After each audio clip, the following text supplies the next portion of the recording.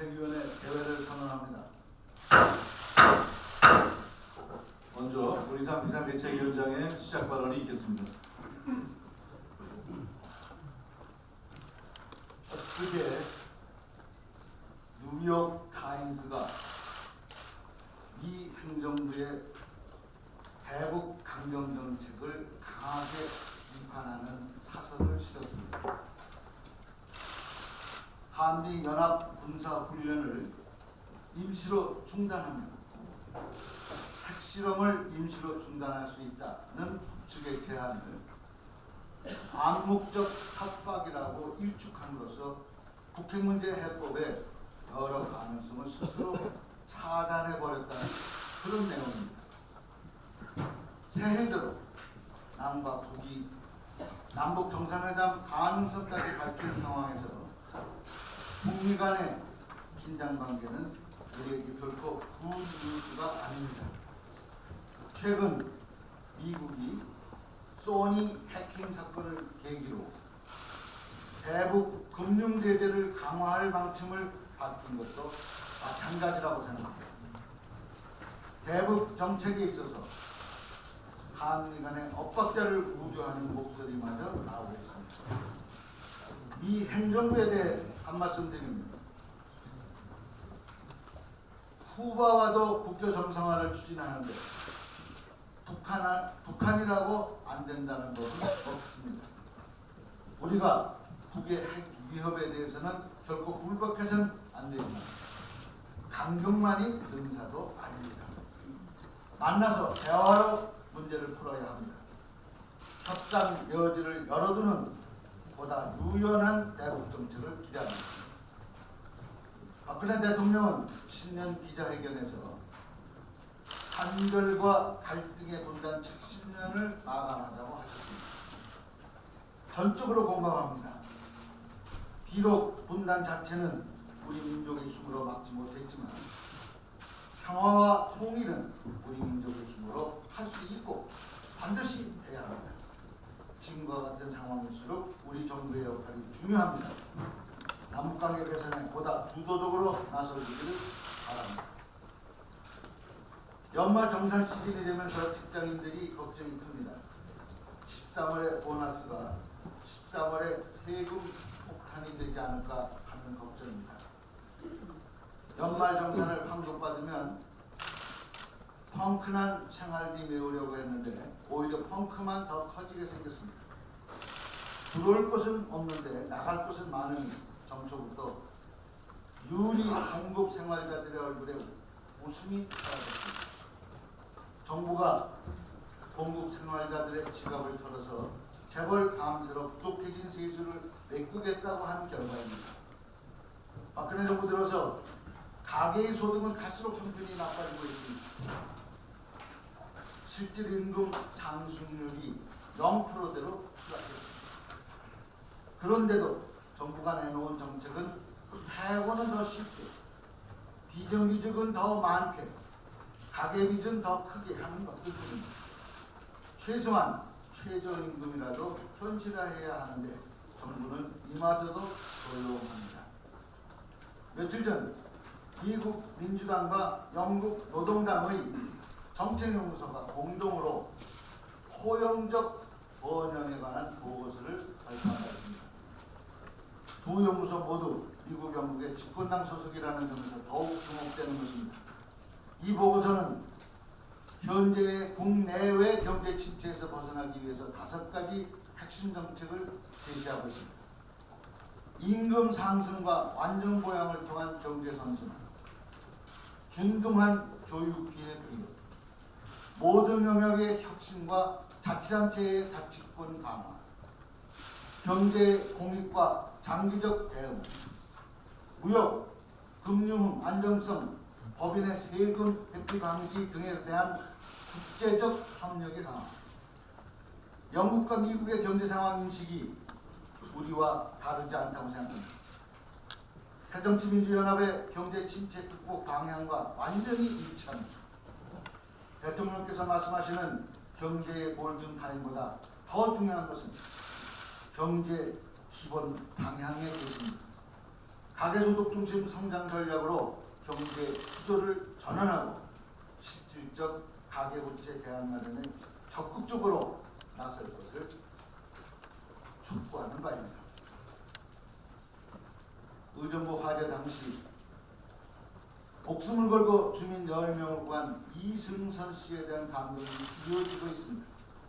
한 독지가가 이승선 씨의 선행에 감동해서 3천만 원을 전하려 했으나 더 어려운 사람들을 돕는 데 써달라고 사양했다 합니다. 세월호 참사에서도 이번 의정부 화재 참사에서도 이렇게 안 보이는 곳에서 자신을 희생해가면서 이웃을 위하는 분들이 계시기 때문에 우리에게는 아직 희망이 있다고 생각합니다. 여야를 떠나 우리 사회에서 사라져가는 공동체 의식, 공동체적 가치를 지키고 확산하는 일에 더 적극 나서야 한다고 생각합니다. 숨어있는 의인들의 선행을 널리 알리고 기릴 수 있도록 대한민국 의인 기념관 건립 추진을 제안합니다. 이상입니다. 예, 다음은 우윤건 원내대표의 발언이 있겠습니다. 네, 인천 어린이집 아동 학대 사건의 여파가 채 가시기도 전에 또 아동 폭행 사건이 드러났습니다. 이번에는 인천 부평 어린이집에서 교사가 아이의 머리를 주먹으로 치는 장면이 CCTV에 찍혔습니다. 아이들은 꼬치로도 때리지 말라고 하는데 계속 드러나는 아동 학대의 경향을 금치 못합니다. 아이들을 바라보는 사회적인 인식 전환이 절실한 때입니다. 1989년 채택된 유엔 아동 권리 협약에는 아동을 단순한 보호의 대상이 아니라 관리의 주체로 봐야 한다고 규정하고 있습니다. 저는 10년 전인 2005년 어린이집에 CCTV 설치를 의무화하는 영유아 보호법 개정을 제출한 바 있습니다.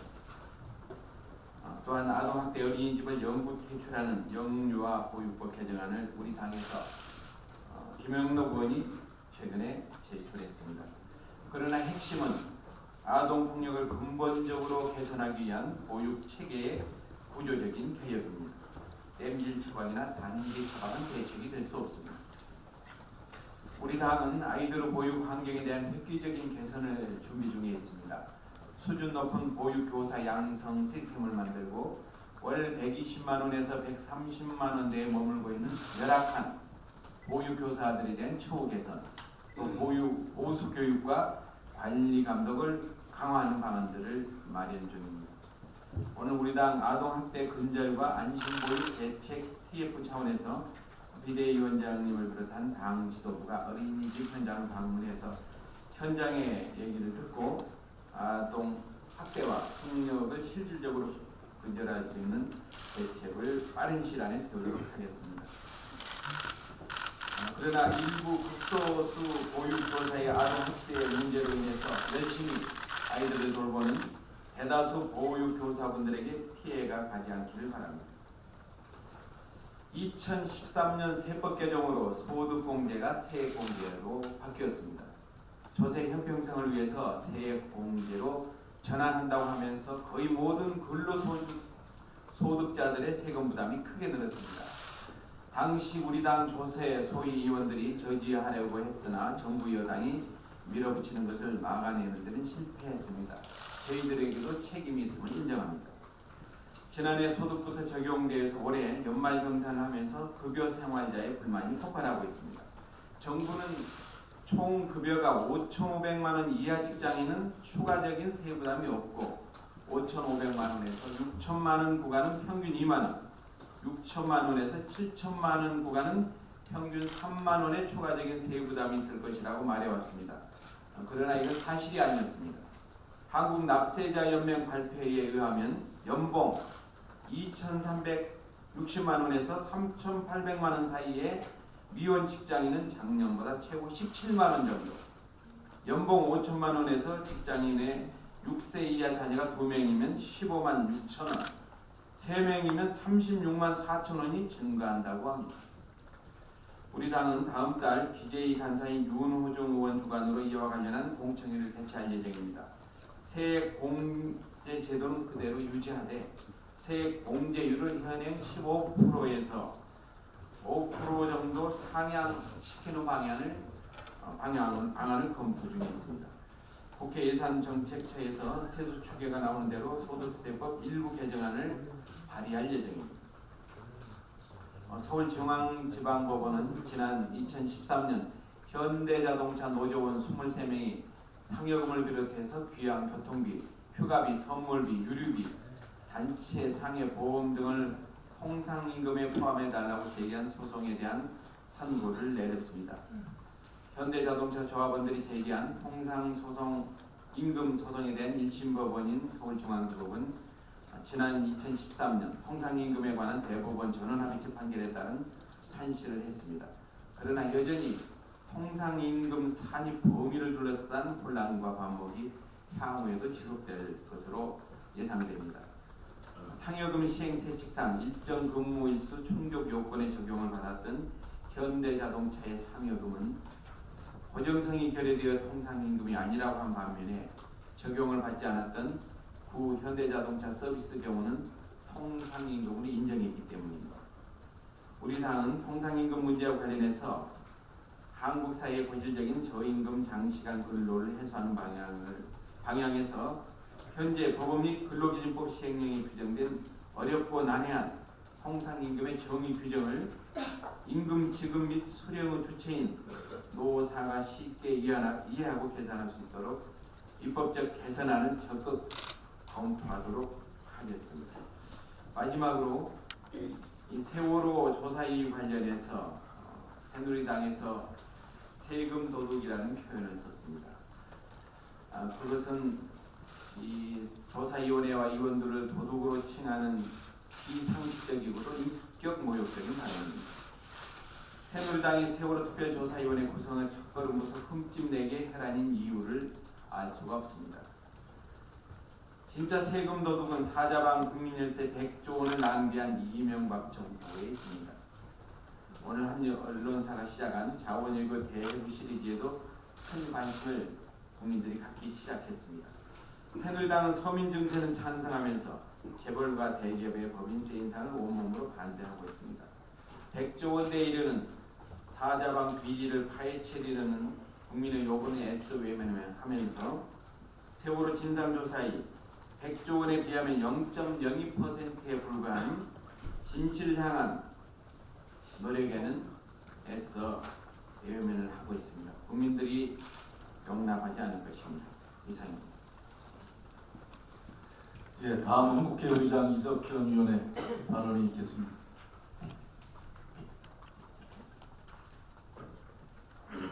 네, 박원순 시장이 특정 지역 사람을 우대한다면서 새누리당이 박원순 인사선임 특위를 만드는 것은 어처구니없는 일입니다. 그런 식이면 수출입은행장, 우리은행장 등 서금회 출신들을 내리꽂는 데 대해서는 무슨 특위를 만들어야겠습니까? 새누리당은 나무당의 대선 참정 후보들 끝내기를 멈춰야 합니다. 13월호 보너스였던 연말정산이 13월호 공포로 바뀌면서 봉급생활자들의 분노가 들불처럼 번지고 있습니다. 연말정산 세법 개정안은 2013년 정부가 제안하고 여당이 밀어붙인 법입니다. 최경환 부총리와 안종범 경제수석이 당시의 새누리당 원내대표와 정책부의장으로서 앞장섰습니다. 당시의 청와대 조원동 경제수석은 이렇게 말했습니다. 거위가 고통을 느끼지 않도록 깃털을 살짝 뽑는 것처럼 세금을 거둬들여야 한다 이렇게 말했는데 우리 국민은 지금까지 거위처럼 털 뽑히는 줄도 모르고 있었습니다. 정부는 연소득 5,500만 원 이하는 세부담이 늘지 않고 7,000만 원 이하는 2, 3만 원 늘 뿐이라고 국민을 속였기 때문입니다. 그러나 연봉 3,800만 원 이하라도 미혼자는 세부담이 17만 원 증가할 수 있어 싱글세라는 비판이 일어나고 연봉 5천만 원 직장인은 6세 이하 자녀가 많을수록 오히려 세 부담이 증가하여 정부의 출산 장려 정책과도 역행함이 밝혀졌습니다. 우리 서민들은 을묘년 연초부터 죽을 지경입니다. 1월에는 담배세 인상으로, 2월에는 연말정산 폭탄 맞고 3, 4월 이사철에는 전월세 폭등이 예견되고 있습니다. 여기에 주민세, 자동차세까지 올린다고 하니 정부는 서민의 가계소득을 높여서 내수 경기를 부양하겠다는 당초의 정책을 내던진 것입니까? 여당 대표는 밖으로 현장을 볼 때가 아니고 안으로 연말정산의 개선 대책에 골몰할 때입니다. 정부도 세금 갑질이라는 국민의 원성을 외면하지 말고 연말소득 공제율을 올리는 방안을 내놓기 바랍니다. 교육비 공제와 의료비 공제가 지나치게 낮아졌으므로 현재의 공제율 15%보다 5% 내지 10%를 올려서 공급생활자의 환급금을 예년 수준으로 회복시켜줘야 합니다. 정부는 보험회사의 요구대로 사적연금에 대한 공제율은 매년 올려주면서 연말정산 공제는 왜 올릴 생각을 안 하는 것인지 이해할 수가 없습니다. 우리 당도 개선책을 강구하고 있는데 국정 운영의 종합적 책임을 지는 정부와 여당은 야당에 대한 책임 전가보다는 개선 대책 수립에 나서 주시기를 강력히 촉구합니다. 이상입니다. 예, 다음은 김성권 의원의 발언이 있겠습니다.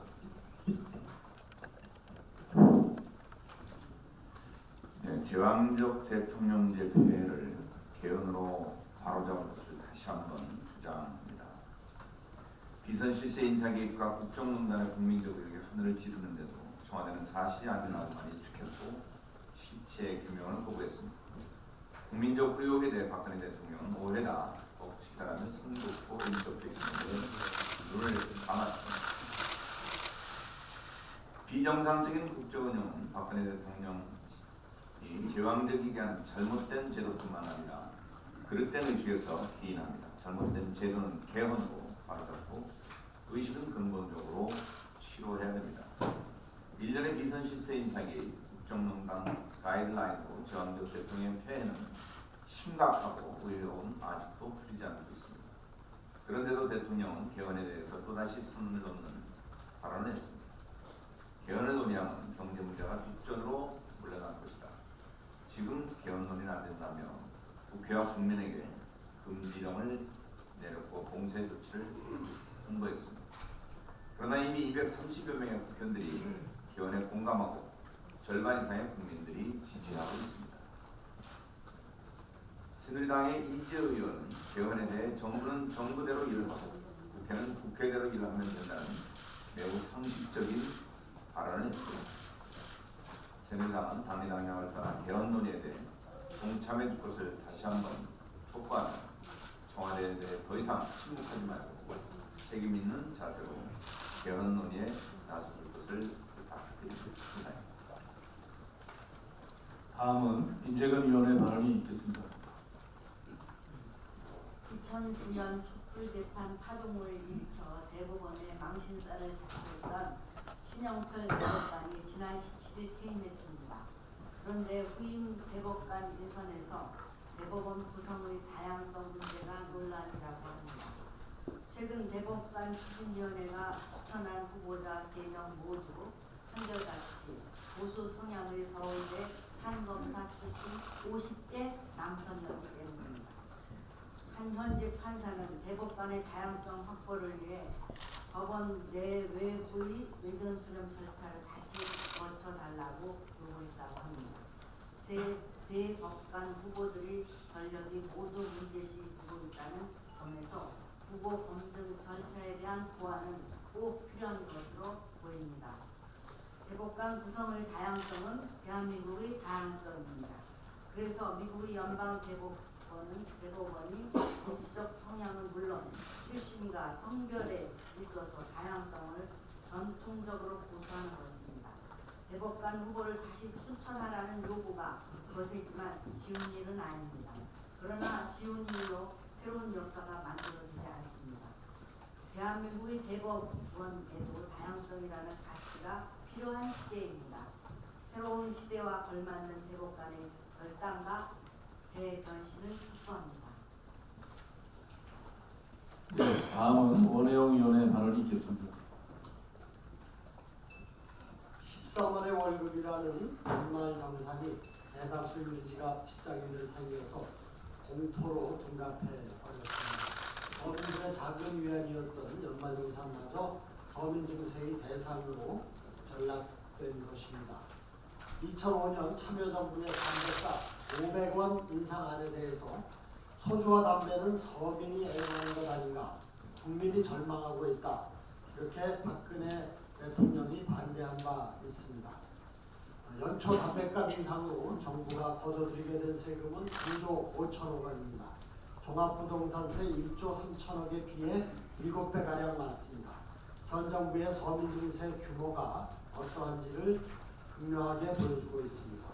정부는 여기에 머물지 않고 술값 인상과 면세점 담배에 세금을 물리는 방안을 검토 중이라고 합니다. 그뿐이 아니라 자동차세, 주민세, 그리고 쓰레기 봉투값까지 서민 생활과 밀접한 거의 모든 것들의 인상이 예고되고 있습니다. 오로지 오르지 않는 것은 법인세뿐입니다. 박근혜 정부에게 부자 감세는 신성 불가침의 영역인 것 같습니다. 정부는 한 입으로 OECD 국가 중 최저인 우리나라 출산율을 걱정합니다만 지금과 같은 서민 증세 기조를 밀어붙이면서 할 말은 아닙니다. 연말정산 하나만 놓고 봐도 출산과 입양, 다자녀 추가 공제 혜택이 사라졌습니다. 게다가 우리나라는 OECD 국가 중 최악의 임금 불평등 국가입니다. 정부 여당은 출산율을 운운하는 표리부동한 태도를 버리고 서민 증세부터 중단해야 할 것입니다. 영화산업 독과점 문제에 대해서 말씀드리겠습니다. 이른바 갑질 논란이 사회적 문제가 되고 있는 가운데 영화계 슈퍼가브 흉파 역시 심각한 상황입니다. 중소제조업자들이 힘을 합쳐서 제작과 배급에 나섰던 개를 훔치는 완벽한 방법이라는 영화는 평단과 관객의 공유에도 불구하고 스크린 확보에 실패하여 배급사 대표가 사임하는 상황에까지 내몰렸습니다. 이 영화뿐만이 아니라 대기업이 투자와 배급에 참여하지 않는 거의 모든 작은 영화들이 비슷한 운명에 처해 있습니다. 한국 다큐영화 사상 최대의 관객을 끌어모은 이마 그강림을 건너지 마오 제작진은 대기업이 운영하는 예술영화 전용관 측에 자신들이 만든 영화의 상영 횟수를 줄여줄 것을 자청한 바 있습니다. 작은 영화들이 스크린을 확보하는 일이 얼마나 어려운지 잘 아는 독립 다큐영화 제작자이기 때문에 가능한 결정이었습니다. 그러나 영화인들의 처절한 자구 노력이 무색하게 정부의 관리 감독은 허술하기만 합니다. 지난해 3월 박근혜 대통령은 대기업의 영화시장 독점을 차단하고 공정한 영화 상영 기회를 제공하겠다고 약속한 바 있습니다. 노델의 공정거래위원장도 규제개혁 장관회의에 참석해서 대기업이 중소제작자가 처한 상황을 이용해 시장 참여 기회를 박탈하는 일을 차단하겠다고 밝힌 바 있습니다. 그러나 조치는 일회성의 성폭행의 처벌로 그치고 있습니다. 더구나 한국 최대의 극장 주인을 보유한 한 대기업은 구속되어 있는 그룹 회장의 처지를 고려하여 조금이라도 정권의 심기를 불편하게 만들 만한 영화들은 알아서 걸러내고 있다는 소문까지 들리고 있습니다. 이쯤 되면 정부의 관리 감독이 무엇을 의미하는지 의심스러운 지경입니다. 영화를 포함한 문화 콘텐츠 산업은 국가 경제의 미래를 책임질 중요한 분야 중 하나입니다. 대기업이 영화의 제작, 투자 및 배급과 유통을 독점하는 기형적 구조를 방치하는 한 공급이 수요를 결정하는 시장의 왜곡은 지속될 것입니다. 정부는 더 늦기 전에 영화계 독과점 해소를 위한 정책적 대안을 내놔야 할 것입니다. 아울러 일상적이고 철저한 관리 감독을 통해 한국 영화 산업의 경쟁력이 잠식당하지 않도록 해야 할 것입니다. 구치위원회 구성과 활동 방안에 대해서 보도드리도록 하겠습니다.